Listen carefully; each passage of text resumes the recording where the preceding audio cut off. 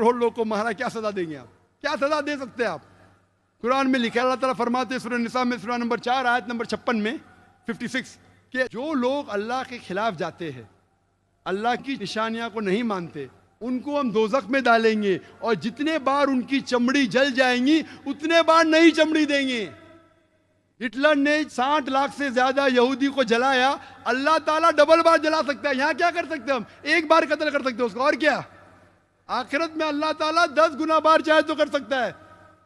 वो है मालिक यौमुद्दीन।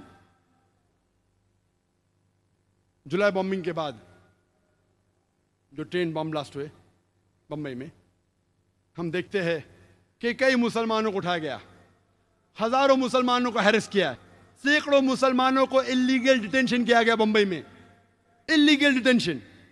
और जब मैं तकरीर किया सितंबर में 2 महीने तक के, सिर्फ 22 या 23 ऑफिशियल अरेस्ट हुए, उसमें से एक भी अरेस्ट जुलाई बॉम्ब ब्लास्ट के लिए नहीं था, दूसरे कोई चीज के लिए। हजारों को उठा रहे। अगर आपको पता है किसने किया, अगर लगता है मुसलमान ने किया है, सबूत है, वो चंद लोग को उठाओ। आम तौर पे हजारों मुसलमान को तकलीफ देना, हैरेस करना, सैकड़ों बेगुनाह मुसलमान को इलीगल डिटेंशन किया गया। आप क्या मैसेज देना चाहते हैं? बॉम्बे फोर्स मुझे कहती तकरीर करो, आप क्या मैसेज देना चाहते हैं? कितने इंसिडेंट्स है? मालवनी का इंसिडेंट कहूंगा बॉम्बे के अंदर, एक दिन में 300 मुसलमान को उठाया गया इंटरोगेशन के लिए। एक आम आदमी कहेगा अगर अच्छा इंटरोगेशन करने का है तो कम से कम को 3 पुलिस अफसर चाहिए, 3 पुलिस अफसर चाहिए। एक पुलिस अफसर लिखने के लिए, एक उससे सख्त बात करने के लिए, एक उससे आस्ते से बात करने के लिए। अच्छा इंटरोगेशन के लिए कम से कम 3 चाहिए। मालवनी पुलिस स्टेशन कितना छोटा है, कितने पुलिस ऑफिसर है, एक दिन में कितना इंटरोगेशन कर सकेंगे आप? 20, 30, 40, कितना? 50। 300 लोग को उठाते मुसलमान लोग को और फिर पूरा दिन रुकाते, फिर छोड़ देते। आप क्या सिग्नल देना चाहते? और मैंने कहा ये पुलिस फोर्स से, बॉम्बे पुलिस फोर्स से, आप क्या सिग्नल देना चाहते? आप अगर कहते हैं, अगर सबूत है, चंद मुसलमान अगर आपको शक है उनको उठाओ। मैं ये नहीं कहता हूं क्या जो लोग जिम्मेदार है मत उठाओ, लेकिन बेगुनाह लोग को उठाना, तकलीफ देना, उनके रिश्तेदारों को हैरेस करना, किधर का अदल है? और कई मिसाल है। उसके बाद एक शख्स था जिसके घर में कुछ किताबें मिली, 100 या 200 कॉपी जिहाद पर, अरेस्ट कर लिया उसे। क्यों? क्योंकि उसके पास 100-200 कॉपी मिले जिहाद के ऊपर। मैं कहता हूं वही किताब मोहम्मद अली रोड के बुक स्टोर पे सालों से बिक रही है। आपने बुक स्टोर को नहीं रोका, पब्लिशर को नहीं रोका, एक आदमी जिसके पास 200 किताबें उसको उठा रहे। क्या सिग्नल दे रहे आप? शायद पुलिस फोर्स ये नहीं जानती कि कुरान में भी जिहाद का जिक्र है और हर मुसलमान के घर में कुरान है। क्या आप हर मुसलमान को उठाएंगे?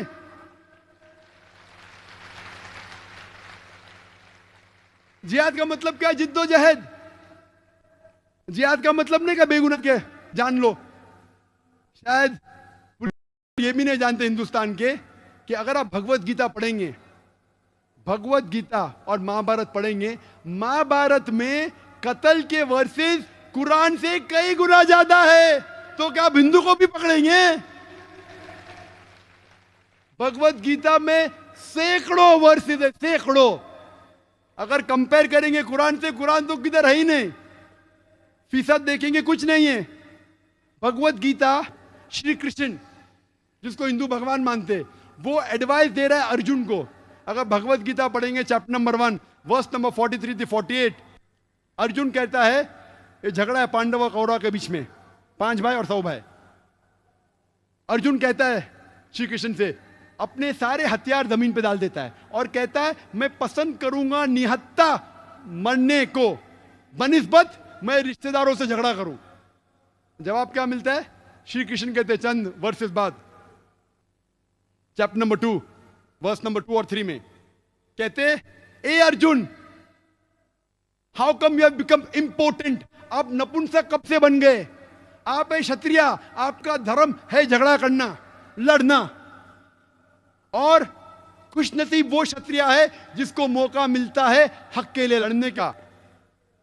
भगवत Gita chapter number 2, chapter number 2, verse number 37। अक्सर गैर मुस्लिम कहते कि सही बुखारी में लिखा है कि अल्लाह के रसूल फरमाते कि आप जिहाद के लिए जाओ और मुजाहिद अगर उसका कत्ल होता है तो उसको जन्नत मिलती है, वापस आता है तो उसको इस दुनिया का धन मिलता है। ये गलत है। हू बहू भगवत गीता में वही लिखा है। Chapter number 2, verse number 37, Shri Krishna कहते हैं अर्जुन से, आप क्षत्रिय है, आप जाके लड़ो, अगर आपका कत्ल हो जाएगा तो आप स्वर्ग में जाएंगे, अगर जिंदा वापस आएंगे आपको दुनिया की शोहरत मिलेंगी। कौन कहता है? श्री कृष्ण। तो आप क्या करना चाहते हैं? आप हिंदुओं को बोलेंगे महाभारत मत पढ़ो, आप हिंदुओं को बोलेंगे भगवत गीता मत पढ़ो। अगर मैं कहूंगा कि महाभारत लोग को सिखाती है कि अपने रिश्तेदार का कत्ल करो, ये शैतानी हरकत है। महाभारत ये सिखा रही है, श्री कृष्ण ये कह रहा है, जब भी बातिल और हक का सामना होता है तो आपको हक का साथ देना चाहिए, चाहे वो रिश्तेदार के खिलाफ है। तो जो कुछ भगवत गीता में लिखा है लड़ने के मुतालिक, कत्ल करने के मुतालिक, मैं उससे बिल्कुल सहमत हूं, क्योंकि मैं भगवत गीता जानता हूं। तो आज के पुलिस अफसरान कुरान को क्यों नहीं पढ़ते? इस्लाम को क्यों नहीं पढ़ते?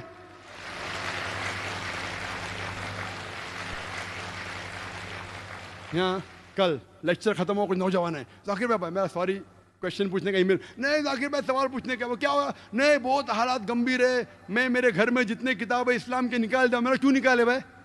अंदर कुछ गलत लिखा था? नहीं नहीं, लेकिन क्या पुलिस का डर है? अरे भाई किताब अगर गलत है तो किताब को फेंको, उसके ऊपर अमल मत करो, लेकिन किताब अगर इस्लाम के सही चीज सिखाए तो किससे डरना? कुछ नौजवान है, मैं नाम भी नहीं जानता उनका, नहीं अभी क्या होता है, बहुत हालात पुणे में खराब है, किसको भी पकड़ रहे, तो मैं क्या करूं? मैं बोला क्या करो, कुरान पे अमल करो। कुरान थोड़ी सिखाता किसी बेगुनाह की जान लेना। अगर गलत किताब आप पढ़ रहे, किसके बहका में आए, तो उसको छोड़ो, किताब को जलाओ, उसके ऊपर अमल मत करो। अगर आतंकवाद चीज सिखाती है छोड़ो उसको, अमल मत करो। लेकिन अच्छी किताब है तो किससे डरना? आपके घर में कुरान मजीद है? हाँ है, तो क्या उसको निकाले? नहीं निकाले। मैं बोला क्यों नहीं निकाले? उसमें भी जिहाद है। जब मैं अमेरिका गया एयरपोर्ट पे, पूरी बात कहने का वक्त नहीं है, इमिग्रेशन ने मेरी कैसेट देखी, डीवीडी, टेररिज्म एंड जिहाद। आप जिहाद में मानते? बेशक मानता हूं। जिहाद मतलब जिद्दोजहद करना। नहीं नहीं, आप फाइटिंग में जानते कत्ल करना? मैं बोला बाइबल में लिखा है, ईसा अलैहिस्सलाम कहते जिद्दोजहद करो, ईसा अलैहिस्सलाम कहते कत्ल करो। गॉस्पेल ऑफ ल्यूक में आप देखो चैप्टर नंबर 19 वर्स 27 में ईसा अलैहिस्सलाम कहते। गॉस्पेल ऑफ ल्यूक में चैप्टर नंबर 22 वर्स नंबर 35-36, आप पैसा लो के अपनी तलवार खरीदो, लिखा है। Gospel of Matthew chapter number 10 verse 34 में लिखा है कि मैं अमन फैलाने के लिए नहीं आया हूं, मैं वो लोग को कत्ल करने के लिए जो लोग चाहते कि मैं राजा नहीं बनूं। फौरन police officer, sir can I ask you one more question? और एक सवाल पूछ सकते हैं? बेशक पूछो। मैंने कहा मेरे होश से, आप डरो मत, मैं यहां दावा कर रहा हूं पुलिस के साथ। कई बार अल्हम्दुलिल्लाह अल्लाह ने मुझे, अल्लाह नवाजा है मुझे, माशाल्लाह अल्लाह की मदद थी। मैंने कई पुलिस ऑफिसर से तकरीर की, यूके के अंदर, यूएसए में, बहरीन में, पुलिस से, मिलिट्री से, सऊदी अरेबिया में, यूएई में, कई जगह, हिंदुस्तान में भी कई जगह बड़े बड़े ऑफिसर से, बॉम्बे में, बैंगलोर में, कई बार। नेशनल एकेडमी जो है इंडिया की सबसे बड़ा ट्रेनिंग सेंटर, एक वक्त एक पुलिस ऑफिसर मुझे बुलाता है, मतलब मैं बहुत बिजी हूँ, अच्छा मैं देख लूंगा, आप जरूर आएंगे। मैं बोला क्या करेंगे, पॉलिटिशियन को बोलेगा ना। उसने जाके मेरे करीब दोस्त जो पुलिस ऑफिसर उससे कहा, तो मुझे जाना ही पड़ा। मुझे खुशी हुई कि मैं गया उधर, इतना बड़ा कैंपस माशाल्लाह, 400-500 एकड़ से ज्यादा, मुझे खुशी हुई। क्या इंतजाम, अल्हम्दुलिल्लाह खुशी हुई कि हिंदुस्तान में ऐसा इंतजाम। नेशनल एकेडमी हैदराबाद में माशाल्लाह, वहां मैंने 100 से ज्यादा पुलिस ऑफिसरान के सामने तकरीर की, सवाल जवाब के साथ, और high level, DG, DIG, commissioner of police, उसके नीचे कोई नहीं, हाई लेवल।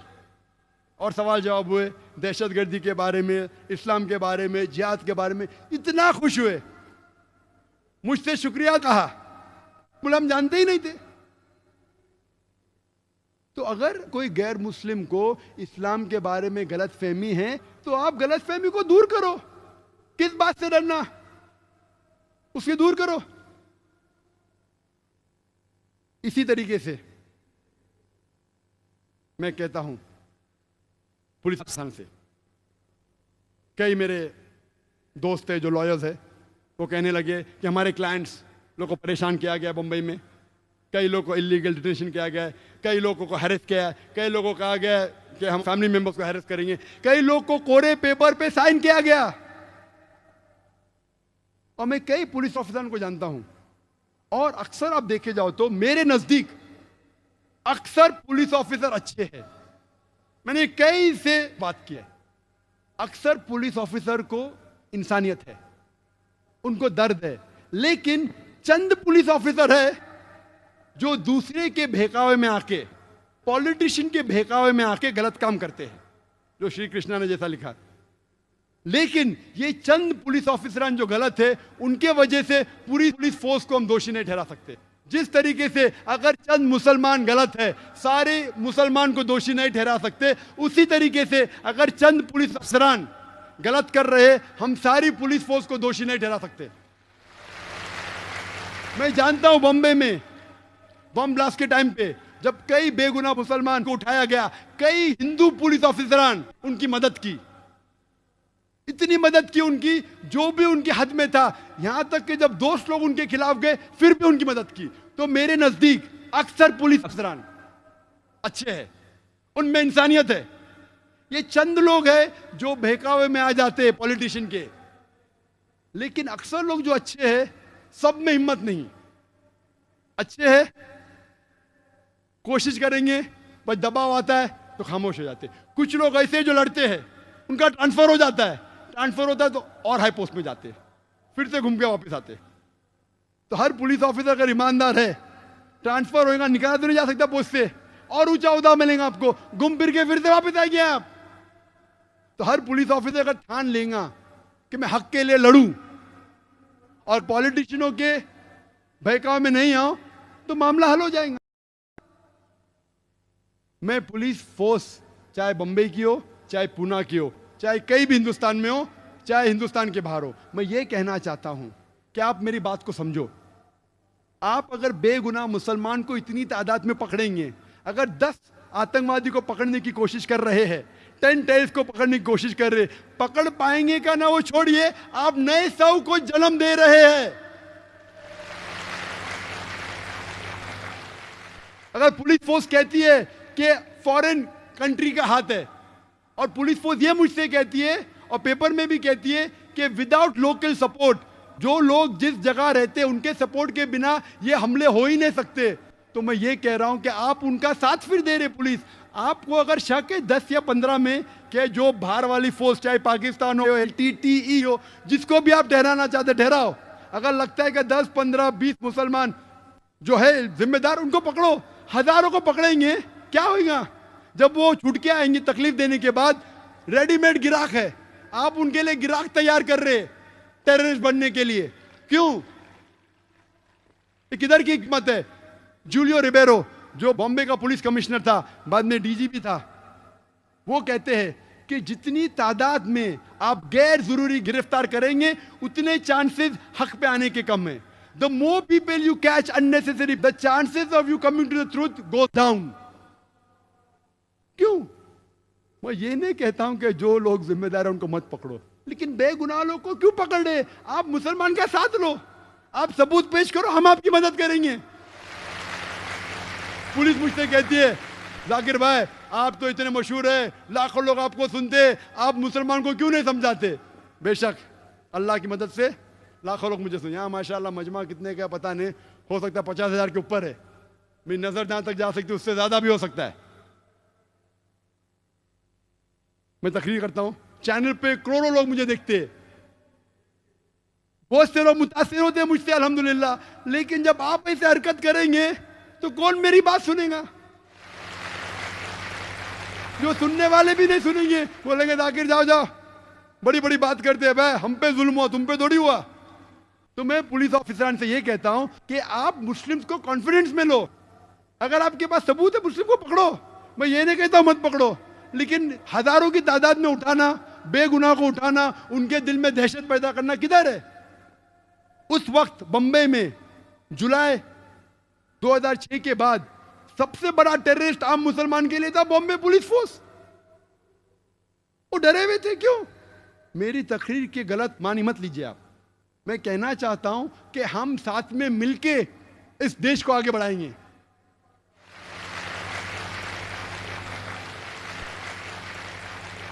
जुलाई के बाद एक तकरीर की गैर मुसलमानों ने इकट्ठा किए कुछ लोग को।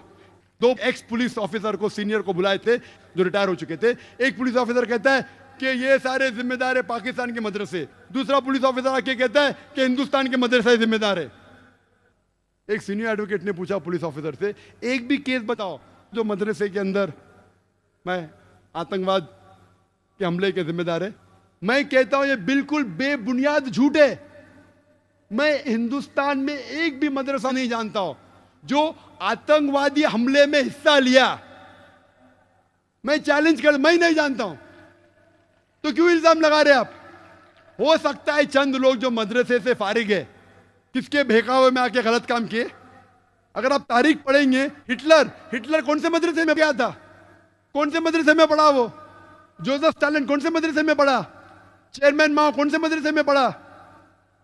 वो तो नॉर्मल स्कूल्स में गए। नॉर्मल यूनिवर्सिटी, तो आप नॉर्मल यूनिवर्सिटी बंद करेंगे, नॉर्मल स्कूल नॉर्मल यूनिवर्सिटी बंद करेंगे। अगर आप तादाद लेंगे, जितने आतंकवादी तादाद है हिस्ट्री में देखेंगे, आपको शायद चंद मिलेंगे जो मदरसे से फारिग है। अगर फीसद देखेंगे तो 1% भी नहीं है। तो आप क्या यूनिवर्सिटी बंद करेंगे? आप क्या मैसेज देना चाहते हैं? हो गया 2 साल बाद नई तहकीक, इंटरनेट एक्सपर्ट मुसलमान अभी दहशतगर्दी फैला रहे हैं। पहले मदरसे बंद करो, अभी क्या आईटी यूनिवर्सिटीज बंद करेंगे? इंटरनेट के जरिए दहशतगर्दी फैला रहे हैं, तो जो मुसलमान इंटरनेट में एक्सपर्ट है उसको पकड़ ले। बंबई में कई मुझे आके बोले, अरे पुलिस हमको पूछताछ करे, क्यों? क्योंकि हम तालीम याफ्ता है, इंटरनेट जानते हैं। अगर इंटरनेट के जरिए दहशतगर्दी का अटैक हुआ, मान लो सही है, तो क्या आप सब इंटरनेट वाले को पकड़ेंगे? और सिर्फ मुसलमान क्यों? गैर मुस्लिम क्रिश्चियन हेवुड को पकड़े, उसको छोड़ दिए, क्यों? गैर मुस्लिम था। ईमेल भेजा गया था हिंदू के ऑफिस से, उसको छोड़ दिए, पकड़े मुसलमान को। कितने? 22। तादाद चेंज होते रहते, कभी 20, कभी 21, कभी 22 को पकड़े। रिस्पॉन्सिबल पकड़ लिए, हेडलाइंस पेपर में, जो लोग ने बम ब्लास्ट किया उनको पकड़ लिया हमने। 1 साल पहले एटीएस बॉम्बे की पकड़ी थी 13 लोग को, responsible for 10 bomb blast of 2006, पकड़ लिए। पब्लिक खुश, सही था गलत था कोई जानता नहीं। अभी और लोग को पकड़े, 21 लोग को। अभी इन लोग बोलते किसने पकड़ा? बॉम्बे पुलिस ने, एटीएस ने नहीं। एटीएस मतलब एंटी टेररिस्ट स्क्वाड, वो एक अलग फोर्स है। अभी जो 22 लोग को पकड़े वो बॉम्बे पुलिस ने पकड़ा, क्राइम ब्रांच ने। वो कहते ये सही लोग हैं जिनने बम ब्लास्ट किया। अभी इख्तिलाफ हो गया, एटीएस सही क्या बॉम्बे क्राइम ब्रांच, कौन सही? दोनों कैनॉट बी मास्टर प्लानर्स। दोनों सच तो हो ही नहीं सकते। दोनों में से एक सच या दोनों झूठ। दोनों सच तो हो ही नहीं सकते। आप क्या मैसेज दे रहे? तो अब 1000 लोगों को तकलीफ दे रहे। एक टेररिस्ट को अगर पकड़ते भी है, अब तक साबित कोई नहीं, सिर्फ except for the Bombay bomb blast of 93 जिसमें मुसलमान का हाथ था, अफजल जो पार्लियामेंट में था। उसके बाद मैं जानता ना किसको लीगली प्रूफ किया गया है। मैं ये पूछना चाहता हूं कि आप आम तौर पे अगर 1000 लोग को 100,000 को पकड़ रहे, एक आदमी अगर सच निकलता है तो परसेंटेज 1% या 0.1% है।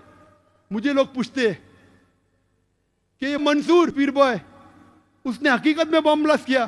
मैं उसको जानता नहीं हूं भाई, पुणे का मैं जानता नहीं हूं। मैं मैथमेटिशियन हूं। अगर 1000 को पकड़ते, 100 को पकड़ते, एक साबित होता है तो 99.9% ही नहीं है। पुलिस ज्यादा जानती है, वो मुजरिम ही कहने। अब मुझसे पूछेंगे, मैं तो सिर्फ कैलकुलेशन करूंगा। 99% ये तो मुजरिम नहीं है, बाद में अल्लाह जानता है। अगर कत्ल किया है तो उसको सजा दो, लेकिन नहीं किया तो बेगुनाह को क्यों पकड़ रहे? 19 लाख उसकी तनख्वाह सालाना। पहले एक बोल रहे का मदरसे बंद करो, अभी के आईटी सेंटर्स बंद करेंगे आप। 19 lakh every year. Foreign fund Yahoo में काम करता हो, फॉरेन फंड आता है, देश की मदद कर रहा है। अगर टेररिस्ट एक्ट किया, मैं उसको सपोर्ट नहीं कर रहा हूं, अगर किया है तो सजा दो। लेकिन आम मुसलमान को पकड़ के अभी दहशत फैला रहे इंटेलिजेंट लोग में, तालीम याफ्ता लोग में। अगर 20 मुसलमान ये हाल कर सकते हैं देश का, तो 2 करोड़ क्या करेंगे?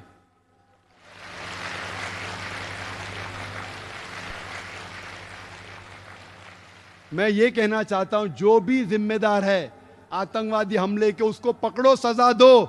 मैं आपकी मदद करूंगा, मुसलमान से कहूंगा मदद करो, लेकिन बेगुनाह को इंडियन लॉ ये कहती है कि इनोसेंट अंटिल प्रूवन गिल्टी।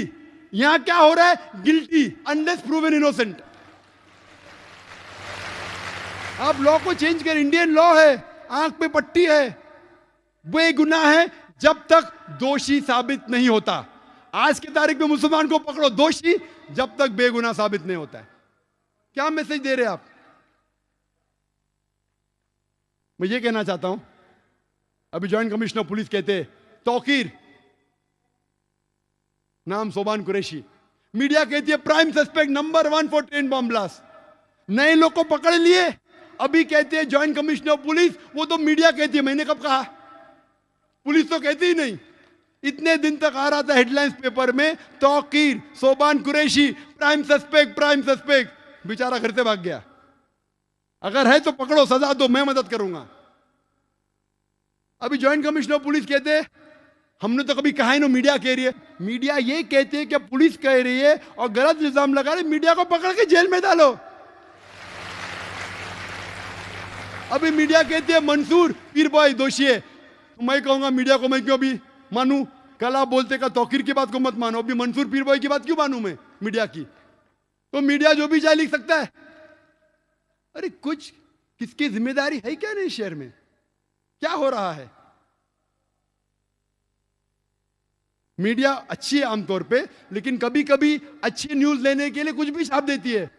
तो मैं ये कहता हूं, अगर आप न्यू लॉ लेके आ रहे, पहले टाडा था, निकाल दिए, पोटा आ गया, number 1 Afroz, Afroz number 1 POTA case in India, Afroz पकड़े, जेल में डाले, तकलीफ हुई, अभी बेगुनाह है। क्या हो गया? उसकी जिंदगी तो बर्बाद हो गई ना। अभी पुलिस बोलती बेगुनाह है, लॉयर्स लगाए, इतने साल तक उसका नाम आया। क्या हो रहा है?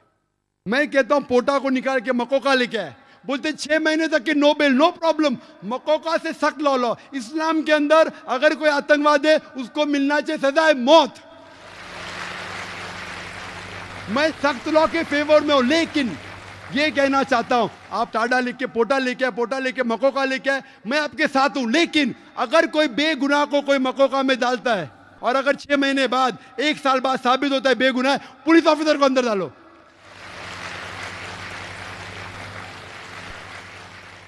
या पॉलिटिशियन को अंदर डालो, फिर मालूम पड़ेगा किसको बेगुनाह को लगाने का कहने।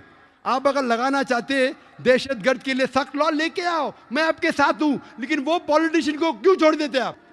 पॉलिटिशियन दंगे फसाद कर रहे, आमतौर पे दंगे फसाद करते। अभी भी आप देखो बॉम्बे में यूपी लोग नया नाचा, मारा मारी हो रही है, उसको नहीं पकड़ते, क्यों? क्योंकि पॉलिटिशियन है। क्यों? खुले आम मारा पीट हो रही है बॉम्बे में, यूपी के लोग बॉम्बे में नया नाचे। ये क्या इंडियन लॉ में? मक्का में जितने लोग को पकड़े अक्सर मुसलमान थे, कितने गैर मुसलमान लोग को पकड़ने की कोशिश कर रहे हैं। और ये जरूरी नहीं कि मुसलमान ही आतंकवादी हमले कर सकता है। ये सोचना कि 100% मुसलमान रिस्पॉन्सिबल गलत है। हिंदुस्तान की तारीख गवाह है कि कई बार हिंदू लोग ने आतंकवादी हमले किए मुसलमान की भेष में। सबसे अव्वल मिसाल हमारे इस देश के फादर ऑफ द नेशन, इस देश के जो बापू कहते महात्मा गांधी, उसकी हत्या की थी किसने? लोग को कहा गया हेडलाइंस पेपर में, मुसलमान ने महात्मा गांधी की हत्या की, मुसलमान ने की, दंगे फसाद, मुसलमानों को मारा गया, घर जला गया। बाद में मालूम पड़ता है कौन था? नथुराम गोडसे। किधर से? पुणे से। क्या सब पुणे वाले को पकड़ेंगे आप? नथुराम गोडसे ने सरकमसिशन खतना भी की, खतना की ताकि लोग को पता चले मुसलमान है। वो नेहरू, माशाअल्लाह, नेहरू ने इतना सख्त एक्शन लिया कि जिस पार्टी के नथुराम गोडसे थे वो पार्टी को एक दबा दिया एकदम। उसके बाद अभी एचआरडी मिनिस्टर अर्जुन सिंह कहते कि महाराष्ट्र के रिटायर्ड जज, उसने कहा कि जो आरएसएस पे अटैक हुआ था वो खुद लोग ने किया था मुसलमान पे इल्जाम लगाने के लिए, आरएसएस हेडक्वार्टर्स पे। एटीएस बॉम्बे की कहती है कि 16 लोग बजरंग दल के अरेस्ट हुए, जो 3 बॉम्ब ब्लास्ट हुए, जो 3 मॉस्क में हुए। जालना में, परभनी में और पुणे में, उसके जिम्मेदार थे 16 मेंबरान बजरंग दल के। एक बजरंग दल का मेंबर जिसका नाम चौधरी था, उसने बम फेंका था, 2 लोग मारे गए, पकड़े। क्या इन लोग पे मक्का को लगाया आपने? क्यों नहीं लगाए?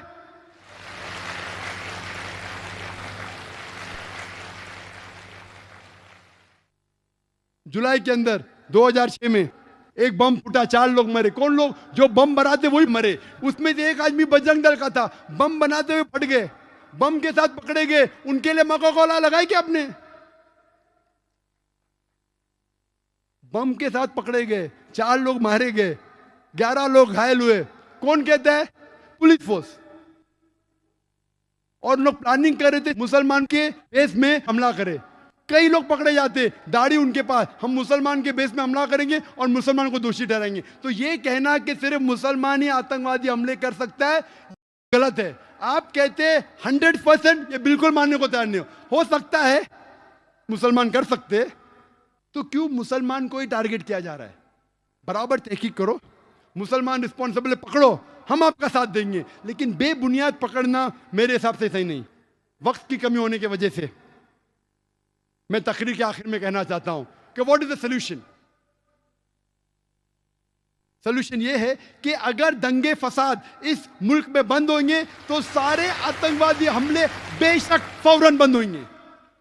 यह मेरा दावा है।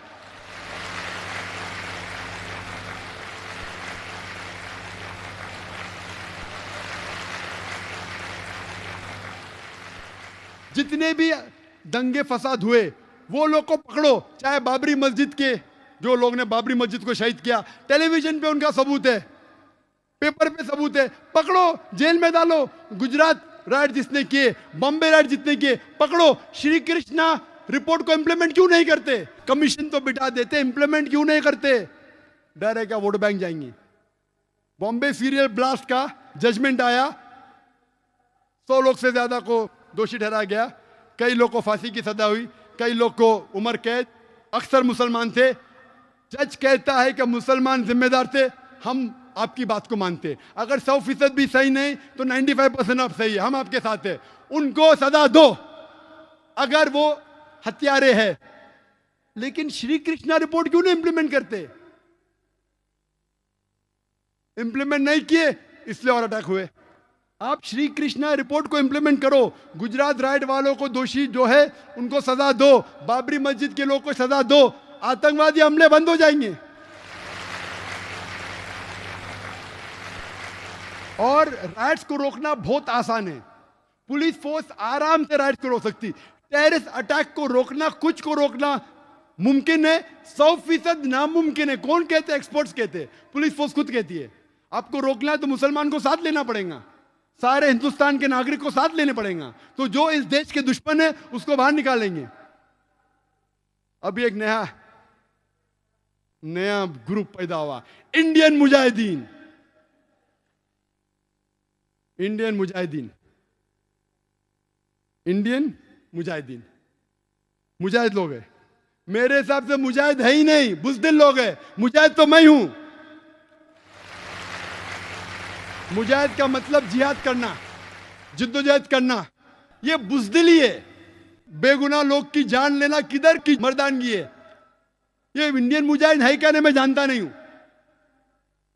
यूआन रेडली से पूछा गया Al Qaeda what are your views, I doubt whether Al Qaeda exist. ये इंडियन मुजाहिद है कहने मैं जानता नहीं हूं। ये मीडिया कहती है कि इंडियन मुजाहिदीन है, कहने में जानता नहीं हो, लेकिन है। मुसलमान है का गैर मुस्लिम है? कुछ लोग कहते हैं कि उनको बराबर अरबी लिखने ना, तो गैर मुस्लिम लोग है। जो भी है, नाम तो बिल्कुल गलत है। वो मुजाहिद तो है ही नहीं, इस्लाम के खिलाफ है। कुरान की एक भी आयत नहीं कहती बेगुनाह को कत्ल करो, कोई भी हदीस नहीं कहती बेगुनाह को कत्ल करो। ये मुजाहिद है ही नहीं, इंडियन भी नहीं है। कोई भी अच्छा हिंदुस्तानी इस देश का बुरा नहीं चाहेगा। मेरे हिसाब से ये इंडियन भी नहीं और मुजाहिदीन भी नहीं है। अगर आप डिबेट करना चाहते हो, मैं डिबेट करने को तैयार हूं कि इंडिया में इनोसेंट लोग को मारना ही नहीं चाहिए, चाहे मुजाहिद ग्रुप हो, अल कायदा हो, बिन लादेन हो, कोई भी हो, सामने आओ। Many a time this fictitious created by the media, ना इंडियन है ना मुजाहिद है। मैं इंडियन हूं, मैं मुजाहिद हूं।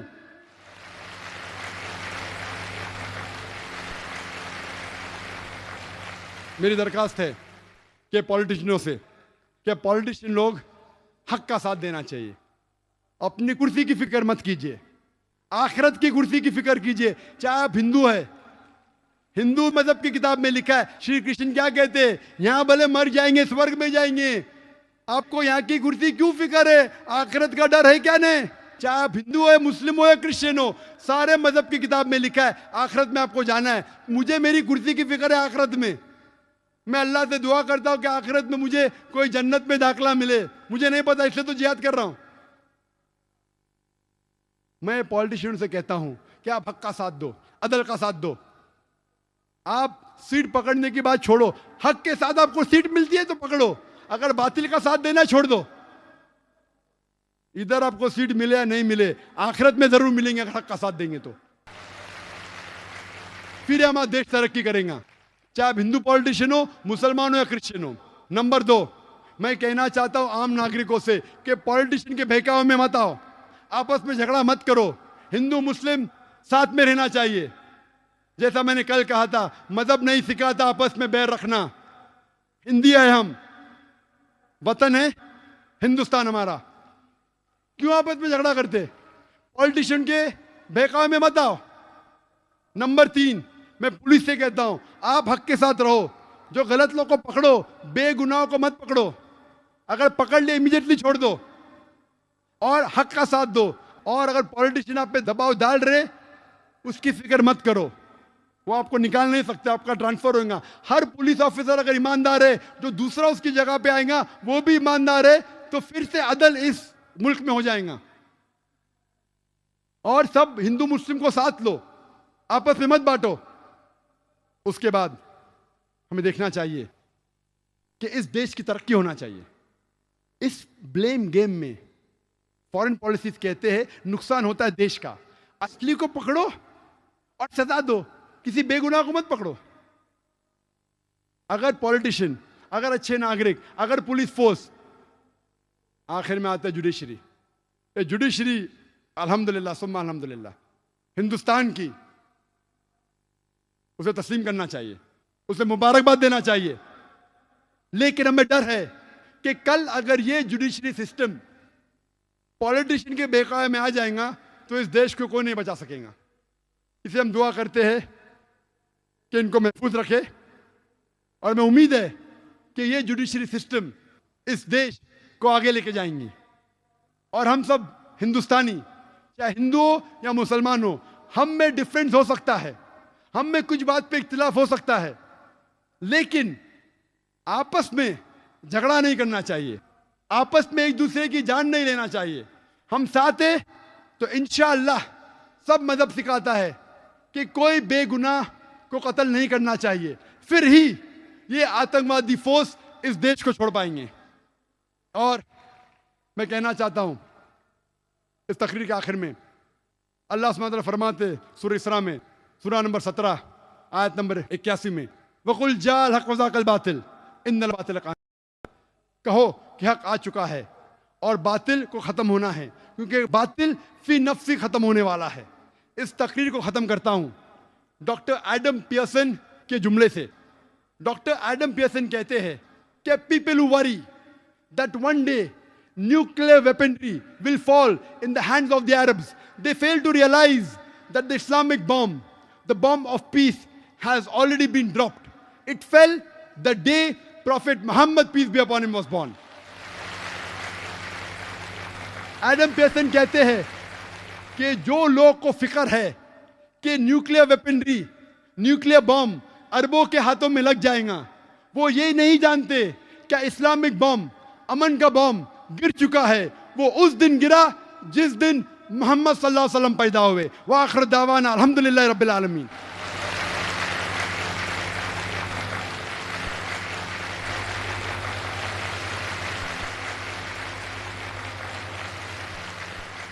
अल्हम्दुलिल्लाह, हम डॉक्टर साहब की इंतहाई मालूमाती तकरीर समाअत फरमा रहे थे। अब इस इजलास का दूसरा सेशन शुरू होता है। ये सवाल व जवाब का सेशन है जिसमें आप मुकर्रिर से सवाल कर सकते हैं और मुकर्रिर इंशाअल्लाह आपके सवालात के जवाबात देंगे। इस सवाल और जवाब के सेशन को दिलचस्प और कामयाब बनाने के लिए चंद उसूल बनाए गए हैं जिनका ख्याल रखना हम में से हर एक के लिए ज़रूरी है। सवालात करने वालों के लिए यहाँ 3 माइक का इंतज़ाम किया गया है। हमारे बाएं हाथ की जानिब माइक नंबर 1 और बीच में दरमियान में माइक नंबर 2, माइक नंबर 2 और ख़वातीन के हिस्से में माइक नंबर 3, माइक नंबर 3 है। इंशाअल्लाह आज तरतीब इस तरह से रखी जाएगी कि पहला सवाल इंशाअल्लाह माइक नंबर 3 यानी ख़वातीन की जानिब से होगा, दूसरा सवाल माइक नंबर 2 यानी दरमियान से होगा और तीसरा सवाल इंशाअल्लाह माइक नंबर 1 या माइक नंबर 1 से होगा।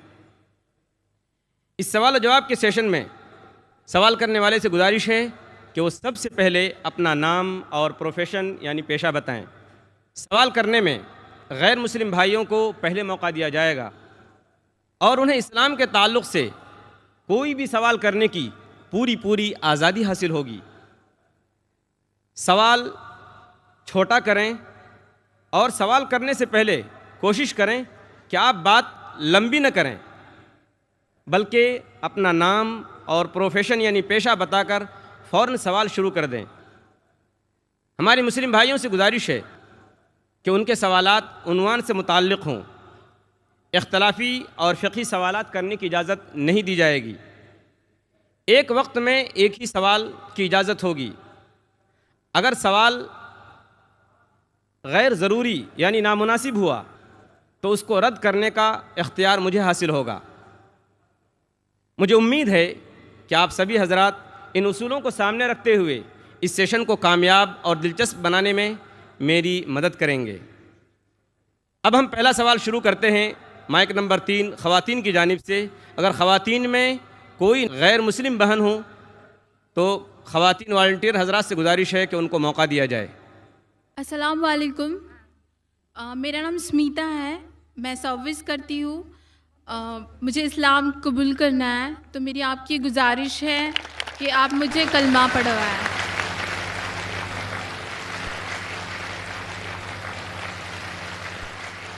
बहन, मैं पूछना चाहता हूँ आपसे कि आप एक खुदा में मानते हैं?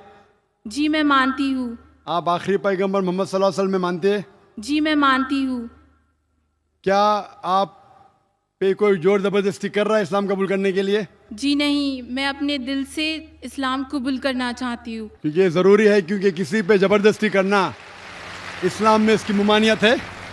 इस देश में भी ममानियत है, लेकिन सबसे पहले इस्लाम में इसकी ममानियत है। और मैं जानता हूँ कि कई लोग पीस टीवी देखते हैं और काफ़ी तकरीर से मुतासिर होते हैं।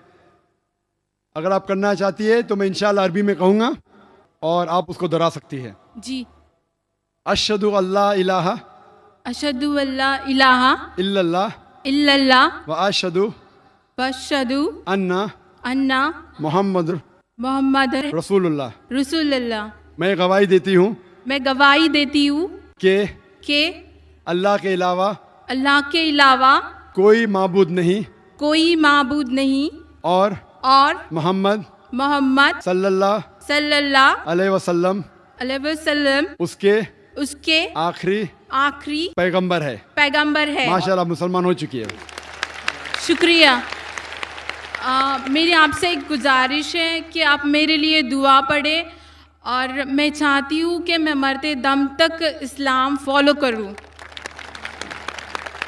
माशाल्लाह, हम आपके लिए दुआ करते, हर उस शख्स के लिए दुआ करते जो हक के लिए आगे। और ये अल्लाह सुब्हानहू व तआला का कहना है कुरान मजीद में। कुरान में लिखा है सूरह अल इमरान में सूरह नंबर 3 आयत नंबर 102, क्या आप मुस्लिम बनो और मरो मत, लेकिन सिर्फ इस्लाम की हालत में। तो ये कुरान मजीद का कहना है, अल्लाह ताला का कलाम है। और मैं दुआ करता हूँ कि अल्लाह ताला आपकी जिद्दोजहद को कबूल करे और मैं दुआ करता हूँ कि आपको जन्नत नसीब हो। और जो भी कोई हक की तलाश में है, कुरान मजीद में लिखा है जो भी हक को तलाश करता है उसे हक तो बेशक मिलना ही है। और मैं दुआ करता हूं कि आप और आपके घर वाले को भी सीधा रास्ता दिखाए। और मेरी दरख्वास्त है कि आप भी मेरे लिए दुआ करो, क्योंकि आज जितने भी आपके पुराने गुनाह हैं वो आज बिल्कुल धुल जाते हैं। आप शुक्रिया, बहुत बहुत शुक्रिया। तो मैं आपसे दरख्वास्त करता हूं कि आप मेरे लिए भी दुआ कीजिए इंशाअल्लाह। जी इंशाअल्लाह। है आया यूं रिशे तातार के अफसाने से, पास बाँ मिल गए काबे को सनम खाने से। एक ज़रूरी ऐलान बाकी रह गया था, वो ये है कि चूँकि ख़वातीन में सिर्फ़ एक माइक है, इसलिए मैं गुजारिश करूँगा कि अगर ख़वातीन में कोई नॉन मुस्लिम और हूँ लाइन में तो उनको मौका दिया जाए। 2 सवाल बैक वक्त वहाँ से होंगे।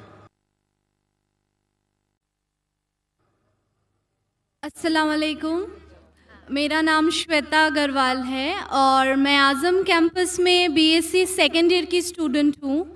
मैं पिछले 2 साल से पूरे रोज़े रखती हूँ और 5 वक्त की नमाज़ पढ़ती हूँ।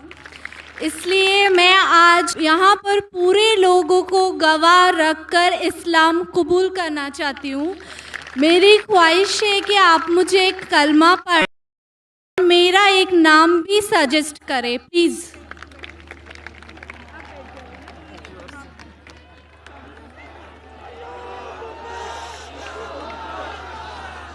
अल्हम्दुलिल्लाह। दुनिया कहती है कि इस्लाम ख़वातीन के ख़िलाफ़ है। अगर इस्लाम ख़वातीन के ख़िलाफ़ है तो इतनी तादाद में अमेरिका में, यूरोप में ख़वातीन इस्लाम क्यों कबूल कर रही है? और आज आप देखते हैं माशाअल्लाह कौन किससे ज़बरदस्ती नहीं कर रहा है।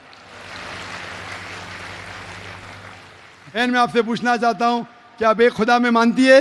हाँ जी, मैं मानती हूँ कि अल्लाह एक है और अल्लाह के आखिरी पैगंबर मोहम्मद सल्लल्लाहु अलैहि वसल्लम है। माशाअल्लाह। मैं ये पूछना चाहता हूँ कि किसी ने भी आपसे ज़बरदस्ती की इस्लाम कबूल करने के लिए? जी नहीं, मैं दिल से इस्लाम कबूल करती माशाअल्लाह। हूँ। आप कई साल से आज़म कैंपस में हैं जी। और अगर किसने भी आपसे ज़बरदस्ती नहीं किया और इस्लाम दिल से कबूल करना चाहते हैं तो मैं कलमा पढ़ाऊंगा इंशाल्लाह। जी। मैं अरबी में कहूँगा और आप दोहराइए इंशाल्लाह। जी। अशहदु अशहदु अल्लाह अल्लाह इलाहा इलाहा इल्लल्लाह इल्लल्लाह व अशहदु व अशहदु अन्ना अन्ना मोहम्मद मोहम्मदुर रसूलुल्लाह। रसूलुल्लाह। मैं गवाही देती हूँ मैं गवाही देती हूँ कि अल्लाह के अलावा कोई दूसरा माबूद नहीं है कोई दूसरा माबूद नहीं है और मोहम्मद सल्लल्लाहु अलैहि वसल्लम आखिरी पैगंबर है। आखिरी पैगंबर है। माशाल्लाह, आप मुसलमान हो चुकी है। माशाल्लाह। आपने मुझसे कहा कि एक नाम सजेस्ट, आपका नाम क्या है फिलहाल बहन? जी, मेरा नाम श्वेता अग्रवाल था। आपका नाम श्वेता था जी। आप अगर मुसलमान नाम रखना फ़र्ज़ नहीं लेकिन अच्छी बात रखना चाहते, और जो मेरे जहन में अब जो आ सकता है जो सबसे अच्छा नाम वो है आयशा, जो मोहम्मद सल्लल्लाहु अलैहि वसल्लम की बीवी थी माशाल्लाह। तो आप अपना नाम आयशा रख सकते हैं इंशाल्लाह। प्लीज़ मेरे लिए दुआ कीजिए कि मैं इस्लाम आखिरी दम तक अपने दिल में रख सकूं। इंशाअल्लाह मैं दुआ करता हूँ कि अल्लाह ताला आपको और हिदायत दे। अल्लाह ताला आपको इस दुनिया में और आखिरत में, अल्लाह ताला फरमाते सूरह बकरा में सूरह 2 आयत नंबर 201 में, रब्बना आतिना फिद दुनिया हसनतों व फिर आखिरत हसनतों वकिना अज़ाबन नार, कि अल्लाह ताला इस दुनिया में आपको अच्छा मकाम दे और आखिरत में दोज़ख के आग से महफूज रखे। इंशाअल्लाह। जज़ाकल्लाह। हम भाइयों में माइक नंबर 1 से गुजारिश करते हैं कि अगर वहाँ कोई गैर मुस्लिम भाई हो कतार में तो कोई सवाल कर सकते हैं। अस्सलाम वालेकुम रहमतुल्लाहि व बरकातुहू। मेरा नाम श्रीनिवास, इधर ही कैंपस में MA Rangoonwala dental college canteen में काम करता हूँ। मैं, मेरा भतीजा, मेरा नाम केतन बोइना श्रीनिवास और भतीजे का नाम वेंकटेश, केतन बोइना वेंकटेश। हम दोनों 3 साल से रोज़ा रखते हैं और नमाज़ पढ़ते हैं और इस्लाम कबूल करना चाहते हैं। और 3 साल से इसलिए रुका है कि आपके साथ कलमा पढ़ने के लिए। मैं हर एक से ये कहना चाहता हूँ, कई मुझे फ़ोन कॉल आए पहले भी, अगर आप को इस्लाम पसंद है तो रुकिए मत, दिल से मान लीजिए। जब मुसलमान हो जाते, अगर मौका मिला तो इंशाअल्लाह मेरी खुशकिस्मती है कि मैं लोग को कलमा पढ़ाऊँ, लेकिन आपको 3 साल रुकने की ज़रूरत नहीं है। और मैं दुआ करता हूँ इस कैंपस के लिए कि माशाल्लाह आज़म कैंपस में आज 50,000 से ज़्यादा लोग हैं माशाल्लाह, और आज़म कैंपस की वजह से इतने लोग इस्लाम के करीब आ रहे और इस्लाम कबूल कर रहे हैं। कई लोग मुझे कल भी मिलना चाहते थे, प्राइवेटली मिलना चाहते थे, कहते इस्लाम कबूल करना चाहता हूँ। मैं बोला बेशक कीजिए, मेरे हाथ से करना ज़रूरी नहीं, लेकिन ये उनकी मोहब्बत है। मैं ये कहना चाहता हूँ कि ये ना समझे कोई कि लोग जानबूझ के लोग को पकड़ के लेके आ रहे। मैं सब लोग को जानता नहीं हूँ। इतनी तादाद में माशाअल्लाह लोग इस्लाम कबूल कर रहे। मैं आपसे पूछना चाहता हूँ भाई साहब कि एक खुदा पे मानते? अल्हम्दुलिल्लाह। आप मानते हैं कि मोहम्मद सल्लल्लाहु अलैहि वसल्लम आखिरी पैगंबर है? अल्हम्दुलिल्लाह। आप भी? जी मैं भी। आप के ऊपर कोई भी जबरदस्ती कर रहा है इस्लाम कबूल करने के लिए? जी कोई नहीं कर रहा है। आप दिल से चाहते हैं इस्लाम कबूल करने के लिए? मैं दिल से चाहता हूँ। बिल्कुल से, आप अगर दिल से चाहते तो अच्छी बात है, अल्हम्दुलिल्लाह। मैं अरबी में पढ़ूंगा, आप उसको दोहराइए इंशाल्लाह। जी। अशहदु अशहदु अल्लाह अल्लाह इलाहा इलाहा इल्लल्लाह इल्लल्लाह व अशहदु वाशहदु अन्ना मोहम्मद मोहम्मद रसूलुल्लाह। रसूलुल्लाह। मैं गवाही देता हूँ मैं गवाही देता हूँ कि अल्लाह के अलावा कोई दूसरा माबूद नहीं है, कोई दूसरा माबूद नहीं है, और मोहम्मद सल्लल्लाहु अलैहि वसल्लम उसके आखिरी पैगंबर है। आखिरी पैगंबर है। माशाल्लाह आप मुसलमान हो चुके, माशाल्लाह। जी शुक्रिया। आपको मुबारकबाद देता हूँ, आपके लिए दुआ करता हूँ कि इंशाल्लाह आपको इस दुनिया और आखिरत में भी इंशाल्लाह आपको सफलता मिले। और आपको कोई भी जो भी इस्लाम कबूल कर रहा है, आपको कोई भी अगर चीज़ की ज़रूरत है, इल्म की ज़रूरत है, इस्लाम के बारे में और जानकारी चाहिए, आप मुझे कांटेक्ट कर सकते हैं। मेरा वेबसाइट है www.irf.net। कोई भी तकलीफ़ है बेशक आप पूछ सकते हैं। कोई भी मुश्किलात है, कोई भी आपको इस्लाम के ख़िलाफ़ कोई इन्फॉर्मेशन दे रहा है, आप बेशक तहकीक करिए उसके बारे में। और हमारा रिसर्च सेंटर है बम्बई में। और मैं दुआ करता हूँ कि अल्लाह ताला आप सबको दीन दुगनी राज चौगनी आपकी तरक्की करे, इस दुनिया में और आखिरत में भी। आमीन सुभान अल्लाह। आमीन सुभान अल्लाह। माइक नंबर 2 में अगर कोई नॉन मुस्लिम भाई हो तो सवाल कर सकते हैं। अस्सलाम वालेकुम जाकिर भाई, मेरा नाम तुषार शाह है। मैं जैन गुजराती हूँ सर। मैं सिविल इंजीनियर हूँ, कॉमर्स ग्रेजुएट हूँ और MBA की डिग्री होल्ड करता हूँ और पूना में एज ए प्रमोटर बिल्डर काम करता हूँ सर। मुझे आपके बारे में हमारे एक मुस्लिम फ्रेंड के थ्रू मालूम पड़ा। उन्होंने आपका एक CD मुझे दिया जो कि वेज और नॉन वेज के ऊपर आपका डिबेट था सर, और वो आपने जैन लोगों के साथ किया था। वो मैंने देखा और मुझे बहुत अच्छा लगा सर, और मैं तब से आपका फ़ैन हुआ तकरीबन 5 साल पहले। उसके बाद मुझे आपसे ज़्यादा जानकारी कैसी मिले ये मैं खोज रहा था, तो मुझे QTV के बारे में पता चला और मैं आपको QTV पे देखना चालू कर दिया सर। उसके बाद में तो हमारी लॉटरी लग गई, पीस TV चालू हुआ सर। पीस TV तो 24 घंटे चलना चालू हुआ। और सर मैं यहाँ ब्रेक लेके बोलना चाहूँगा कि जितने भी जैन प्रिंसिपल्स है या जो भी राइट्स और रिचुअल जैन लोग फॉलो करते हैं, ये बचपन से लेके आज तक मैं समझने में फेल रहा हूँ सर। एक भी उनका प्रिंसिपल मुझे लॉजिकली एक्सेप्ट नहीं हो रहा है सर। ऑन द कॉन्ट्ररी इस्लाम के जितने भी प्रिंसिपल मुझे मालूम पड़े, जो कि आपके थ्रू मालूम पड़े, 99.99% एक्सेप्ट हो रहे हैं, वो भी लॉजिकली सर। तो यहाँ दूसरी बात ऐसी हो रही है कि पीस TV के बारे में मैं थोड़ा आपकी परमिशन से बात करना चाहूँगा। मेरी एक रिक्वेस्ट है आपसे, कैन आई टॉक सर? सवाल थोड़ा मुख्तसर करें। हाँ जी मुख्तसर जी ये नहीं, असल में क्या है, बहुत सारे भाई कतार में खड़े हुए हैं, बहनें भी हैं, सबको मौका दीजिए जाकिर साहब को सुनने का। इसलिए प्लीज़ आप पहले अपने टॉपिक पे आ जाइए, आप क्या कहना चाहते हैं? सर पता है मुझे, मैं 3 दिन से नंबर लगा रहा हूँ, आज नंबर लगा है सर। 3 दिन का बदला वसूल कर रहे हैं आप? जी नहीं सर, मुझे कुछ पीस TV के बारे में बात करना है, मुझे बात करने का मौका दिया जाए। सर ऐसा हुआ है कि पीस TV से मुसलमान लोगों को तो बहुत फ़ायदा होता नज़र आ रहा है, लेकिन उससे कहीं ज़्यादा फ़ायदा इस्लाम के बगैर जो मज़हब है उनको होता नज़र आ रहा है सर। इसका कारण मुझे जो ध्यान में आ रहा है ये है कि इस TV थ्रू बगैर इस्लामी मज़हब की जो किताबें हैं उस पर रोशनी डाली जा रही है सर। और उन लोगों को ये मालूमात मिल रही है कि उनके बुनियादी वसूल क्या है, उनके प्रिंसिपल्स क्या है। और आज जो नॉन मुस्लिम लोग हैं उनमें एक हिम्मत आ रही है कि वो उनके सो कॉल्ड धर्मगुरु को सवाल पूछने की ताकत रख रहे हैं कि जो कुछ हम सुन रहे हैं ये सही है क्या, ये पूछने की हिम्मत आ रही है सर। और ये इनमें बहुत बढ़ जाएंगी सर, इसे रोकना आप मुश्किल है। अब यहां पर प्रॉब्लम ये आती है कि पूना में एक एरिया में पीस टीवी पूरी तरह से बंद हो चुका है। ये मेरी कंप्लेंट है सर।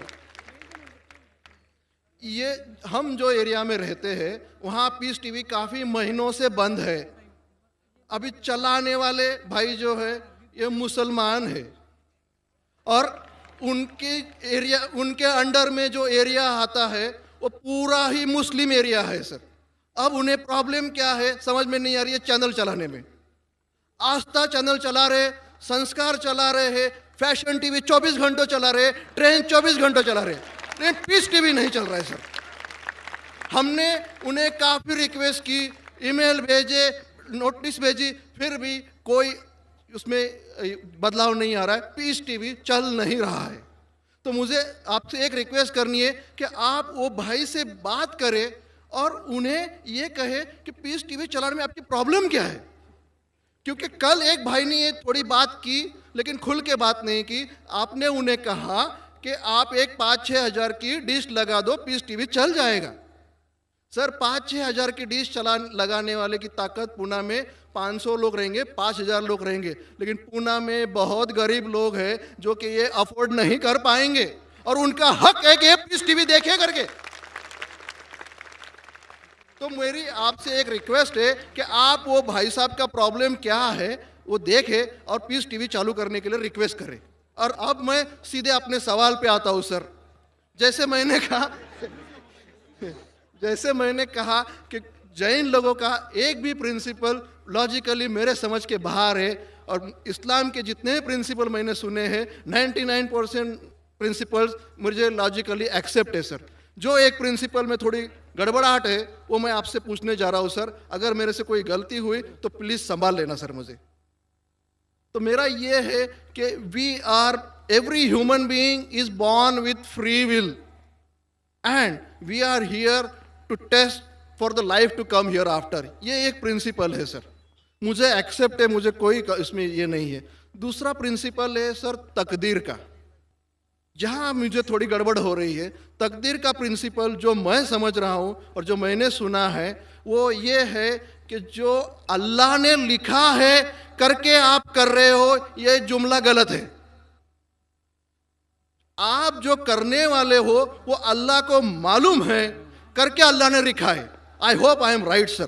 करेक्ट। तो सर अगर जब फ्री विल का जो प्रिंसिपल है तो ये तो इसके साथ टैली हो रहा है सर। जबकि मैं देख रहा हूँ फ्री विल आप जो करने जा रहे हो, यानी कि मुझे फ्री विल तो है करने में, ये प्रिंसिपल टैली हो रहा है। अब रहा प्रिंसिपल टेस्ट का। अब जब अल्लाह ने हमें यहाँ टेस्ट के लिए भेजा है तो आप यहाँ कह रहे हैं कि आप जो करने जा रहे हो वो अल्लाह को ऑलरेडी पता है और उन्होंने लिख के रखा है। तो मुझे ये समझ में आ रहा है कि हम आखिरत तक क्या करने वाले हैं, यानी सब लोग जो है क्या करने वाले हैं ये अल्लाह को पता है, ये एंड रिजल्ट अल्लाह को पता है, ऐसा मुझे लग रहा है। बिल्कुल सही। जब बिल्कुल सही।